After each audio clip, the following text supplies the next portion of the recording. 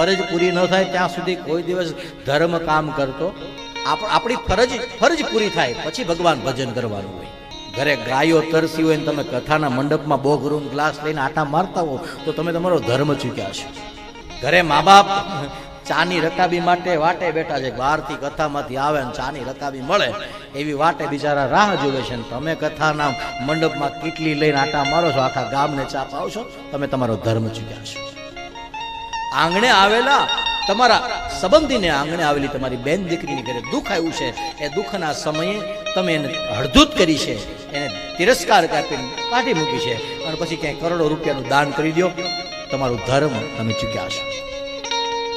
ભગવાન ધર્મ એ જ્યાં તમારી જરૂર છે તે જગ્યાએ તમારી હાજરી એને ધર્મ કહેવાય. રસોડામાં જે સમયે સ્ત્રીની હાજરી જોઈએ એ સમયે એને ત્યાં જવું જોઈએ, પછી ભલે ગમે ત્યાં બીજું બધું કાંઈ થતું હોય. જ્યાં તમારી જરૂર છે એ જગ્યાએ તમારી હાજરી એને તમારે ધર્મ માનો.